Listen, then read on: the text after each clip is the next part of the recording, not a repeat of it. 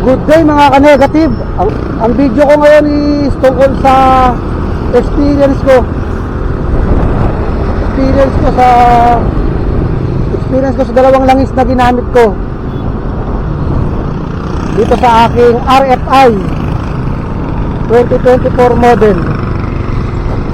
Magbibigay tayo ng review para sa mga kapwa natin RFI, kung anong magandang langis sa kanila, yung mga bagong mga naka-RFI or RFI, yung Raider Blade saka yung Raider Pro. Bibigay tayo ng review. Ang experience ko muna sa unang langis na ginamit ko, Shell AXB, yung kulay dilawang bote, 15W40 premium mineral. Ang experience ko sa kanya, sobrang init sa makina. Grabe, 15 km pa lang, sobrang init na niya sa makina. Sobra, parang alam mo, nag-overheat. Pero hindi naman siya nag-overheat sa panel ko, hindi naman ilaw yung overheat. Pero talagang sobrang init, ramdam na ramdam. Unang experience ko sa kanya, premium mineral yun ha, yung Shell AX5, kulay dilaw yung bote, yan. Sobra, grabe. At meron ako idadagdag, ewan ko kung may naka-experience din sa mga iba na ito na ganito eh. Pag sobrang init na ng makina ko, yung tipong umaandar yung radiator fan, namamatayan ako ng makina. Ewan ko kung comment down below sa ibang naka-experience yung pag sobrang init ng makina, namamatay. Okay lang yung sobrang init eh, given na yun eh, okay lang sa akin yun eh. Pero yung namamatayan talaga ng makina, yun medyo hassle eh. Maandar naman, patalamigin mo muna ng konti, mga 2 minutes, ganun. So yun ang napansin ko, experience ko sa Shell AX5 premium mineral. Maraming nagsabi rin sa akin na hindi siya compatible sa Raider FI, sa RFI. So pinacheck ko na, nagpalit na rin ako yung spark plug, pinacheck ko na rin yung spark plug cap. Dami ko na pinacheck, fuse. Pero ganun pa rin yung ano, yung sa mineral, premium mineral oil ng Shell AX5. So ginawa ko, pina 1,000 km ko lang muna, kasi sayang eh, kaka-change oil ko lang din yun eh. Pina 1,000 km ko lang muna, saka ako nag-change oil ulit. Ngayon natuto na tayo sa pangalawang experience ko, sa first time kong gumamit sa itong gamit ko ngayon.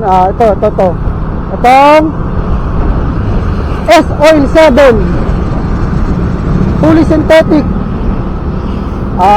Nababasa ko lang dito sa FB, napapanood ko lang sa FB, sa TikTok, na recommended to kahit ni Benworks, kung kilala niyo si Benworks. Kung kilala niyo si Benworks, expert sa Raider yon, yung shop na yon sa Novaliches, sa Uyo. Kaya nag-try din ako ng S-Oil 7. So ayun, ang experience ko, good siya kumpara dun sa mineral oil base.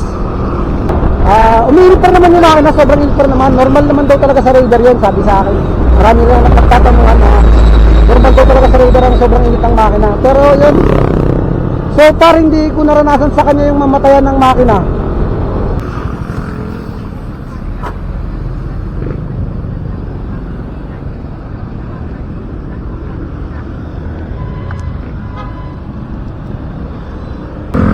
So ayun, sana nga tayo. Wala ako yun sa ano, ito ngayon, yung gamit ko ngayon is S-Oil 7 fully synthetic, most recommended ng Benworks para sa mga Raider FI, Raider 5. So yun nga, experience ko siya kaysa sa AX5 ng Shell. Yung premium mineral. Mas okay pa sa Raider yung S87. First time ko lang din siya gamitin. Mas okay siya. By the way, share ko lang yung biyahe ko. Laguna to Manila, Tondo Manila. Kasi dito ako sa Laguna nagtatrabaho eh. So sa ilang araw kong paggamit itong S07, yun, okay naman. Positive siya sa akin. Ito sa premium mineral, sa mineral oil. Kasi magaling radiator ko, sobrang init ng makina. Mamatay yung motor. Yun, parang overheat siya na hindi. Kasi hindi naman siya nag-ilaw ng overheat sa panel. Eh, papahingayin ko lang siya ng mga 2 minutes. Pero dito sa SA, good. So, yun lang, hindi ko rin naman nire-recommend sa inyo. Siyempre, di ba? Mag-explore din kayo ng sarili yung langis eh. Sa mga naka-RFI. So, yun lang siguro, masasabi ko baka nga sa sobrang advanced ng makina ng RFI, hindi pwede basta-basta yung mga mineral oil na langis. Kailangan siguro fully synthetic o synthetic, pang ganun. Kasi sa galing akong RS150, kahit anong langis naman dun, okay eh. Saka hindi ganun kainit ang makina ng RS150. Kahit matraffic ako ng sobra dun, hindi yun ganun kainit. Dito lang talaga sa Raider. Pero yun lang, dun lang naman sa AX5 ng Shell ko naramdaman yan. Kasi dami ko na rin yung alos. At yung mekaniko ko na rin yung pinagtag ko kung bakit ganun eh. Sinasabi naman nila walang problema sa makina, walang problema sa overheat, walang problema sa mga ganon-ganon. Talaga chinek lang nila yung ignition ko, yung spark plug, yun lang. So ako na lang, ano na lang din ako na gano'n na lang sa sarili ko na baka sa langis. Ayun, yun lang mga ka-negative. Sana may na-share ako na experience sa inyo na siguro kaya kailangan talaga fully synthetic sa RFI kasi yung makina nito parang masyado ng advance kumpara sa ibang motor. Kaya nga ganun siya ka-powerful eh. Diba? So yun lang mga ka-negative ha. Sana meron akong na-share na konting experience ko sa RFI na makatulong din sa inyo sa mga nagbabalak mag Raider FI, Blade man yan o Pro.